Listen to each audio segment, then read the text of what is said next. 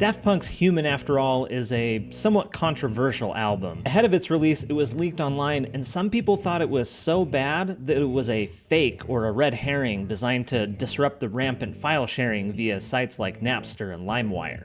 And don't lie, you gave your family computer internet herpes so that you could have free music. You did it, your older sister did it, your dad did it, everyone did it, because nothing sucked more than dropping $20 on an album with 2 good songs on it. But we are not here to shame people for illegally downloading music 20 years ago. No, we are here to explore the sounds of Human After All. Specifically the ones they got with this $50 guitar pedal.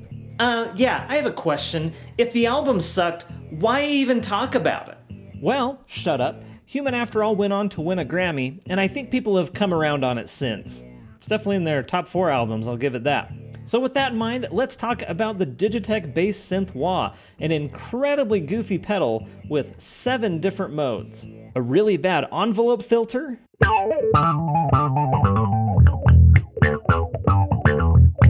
that same bad envelope filter with an octave below, Synth 1, which has an opening filter sound,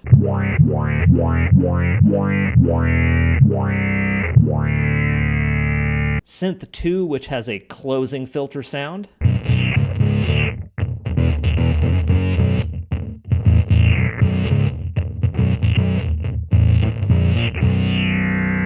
Filter 1, which is Digitech's talking synth,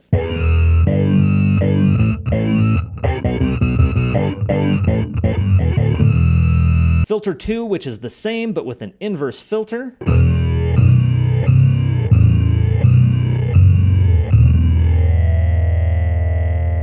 and Octasub, which has an octave and a mixable laser pew-pew sound to it. The other knobs slightly change their function depending on which mode you're in, and I'm not going to go into any of that because I don't want to. If that's what you're after, I highly recommend bass stuff. There's no talking and they're decently thorough. Go check them out. Here's one little weird detail that I've seen almost nobody ever talk about when they review this pedal, and that is the built-in amp sim. Hold down the pedal as you plug it into power and it will activate a 410 bass cabinet sim, which is kind of a weird thing for how old this pedal is.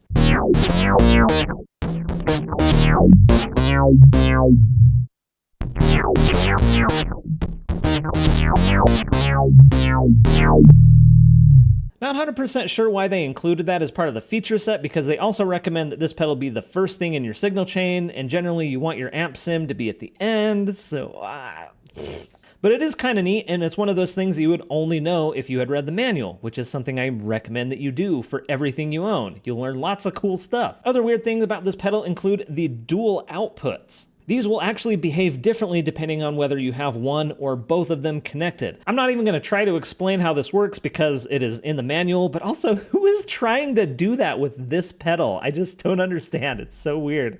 On the more useful side, they do have this neat feature where you can use your 1/4-inch cable to push in on this peg on the side to open up the battery cavity, which is something that I will never use because I hate using batteries. I hate them so much. You can see the little black button there on the PCB, which is the thing that gets pressed down by this little finger on the actual pedal. You can see I had to add like a little bit of glue to the end of it because I think that little like rubber thing shrunk over time.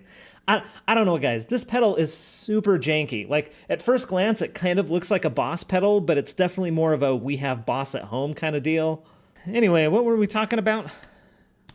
Oh yeah, Daft Punk! So this pedal is actually all over Human After All, mostly just on setting 6. This is one of the talking filters. As I mentioned, the controls kind of change depending on what mode you're in, so let's go through the controls in this setting. First, we've got sensitivity. This is going to control how much signal is required to trigger the filter sweep.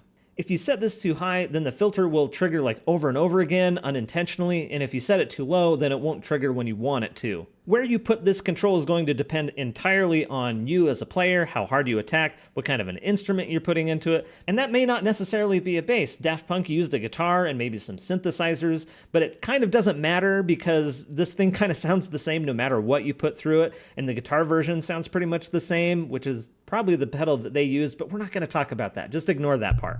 Anyway, the next control that we have is the control.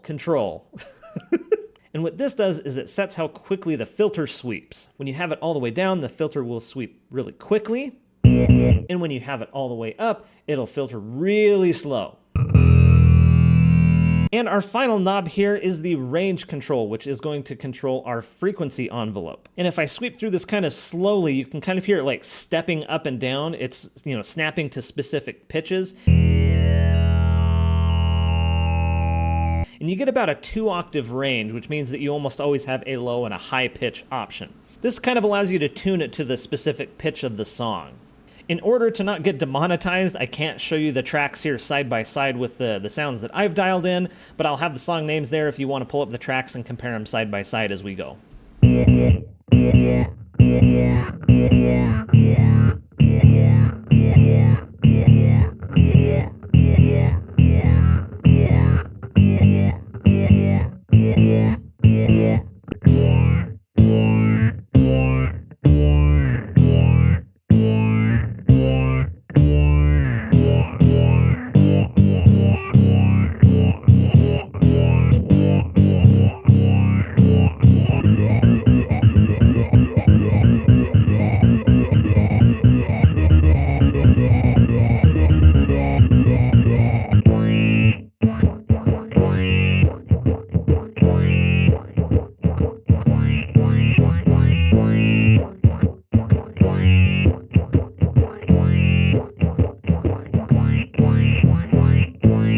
Hey, yeah, me again.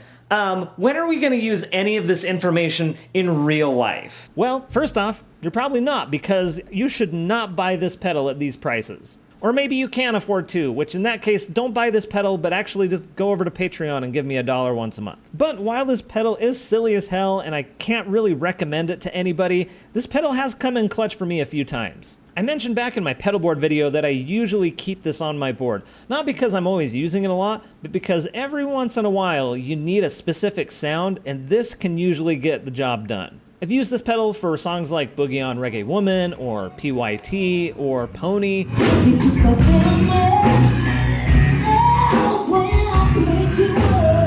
Granted, it's not a one-to-one copy of any of those synth sounds, or even a particularly good synth sound, especially by modern standards. Like if I was gonna go get a synth pedal today, I would probably go get like a C4. Those things seem pretty interesting and pretty high quality.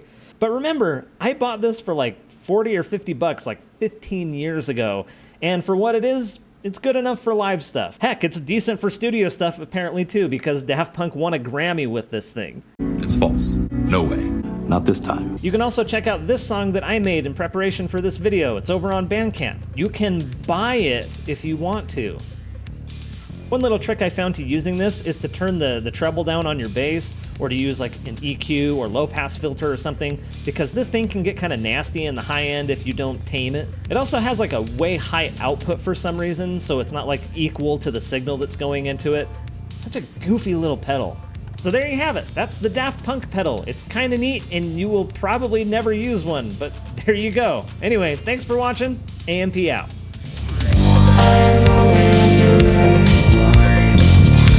Inside